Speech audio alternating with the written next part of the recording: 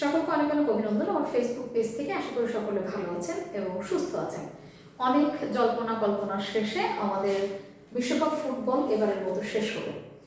তো খেলা শেষ, অনেক উন্মাদনা। ব্রাজিল না আর্জেন্টিনা, আর্জেন্টিনা না ব্রাজিল, কেউই জয়লাভ করলো না। এবারের বিশ্ব চ্যাম্পিয়ন স্পেন।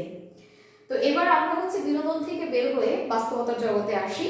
বিশ্বকাপ থেকে একটি প্রশ্ন থাকবেই।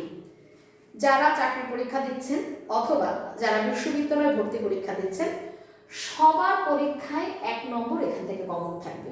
তো শর্টকাটে আমরা দেখেন আপনাদের জন্য কিছু তথ্য সাজিয়েছি, এগুলো একটু মুখস্থ করে রাখলে প্রশ্ন কমন পাবেন।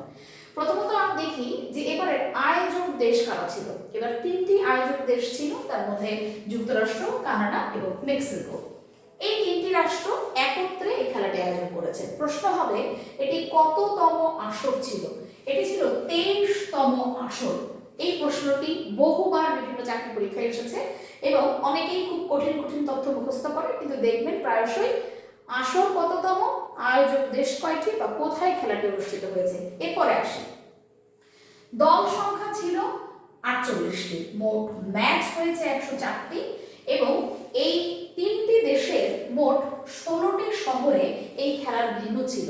এবং আপনারা অবশ্যই বুঝেছেন যে বিশ্ব চ্যাম্পিয়ন এবার হয়েছে স্পেন।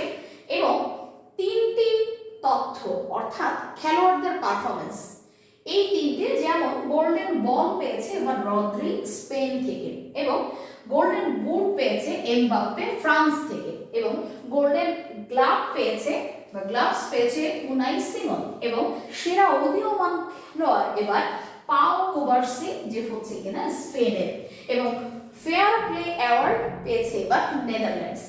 এইবার আপনি একটু লক্ষ্য করেন, আমরা এই জায়গাটা থেকে কয়েকটি স্টার চিহ্ন দিতে পারি, যেগুলো আমাদের প্রতিবারই বিভিন্ন চাকরির পরীক্ষায় আসে। তার মধ্যে আপনি আয়োজক দেশ 3টি খুব ভালো করে পড়বেন, যুক্তরাষ্ট্র, কানাডা, মেক্সিকো। এবং আপনি কততম আসর ছিল, এটা খুবই গুরুত্বপূর্ণ। আসর হচ্ছে 23তম। এরপর আপনি যেটি করবেন সেটি হচ্ছে গোল্ডেন বল রদ্রি পেয়েছেন স্পেন থেকে, এবং গোল্ডেন বুট যেটি পেয়েছে ফ্রান্সের এমবাপ্পে, এবং এরপর পরে গোল্ডেন গ্লাভস পেয়েছেন উনাই সিমন। এই তথ্যগুলোকে আপনি খুব সুন্দর করে মুখস্থ করবেন। আশা করি যে কোনো চাকরির পরীক্ষায় আপনি প্রশ্ন কমন পাবেন। তো ব্রাজিল এবং আর্জেন্টিনা দুই দেশেরই সমর্থকদের জন্য সমবেদনা যে আপনারা এবার জিততে পারেননি, সামনের বার অবশ্যই আপনারা জিতবেন। এবং আমাদের পেজে আপনারা অনেকেই এসে আমাদেরকে গালমন্দ করেছেন যে কেন আমরা আর্জেন্টিনা ব্রাজিলের রাজধানী জিজ্ঞাসা করি আপনাদের কাছে।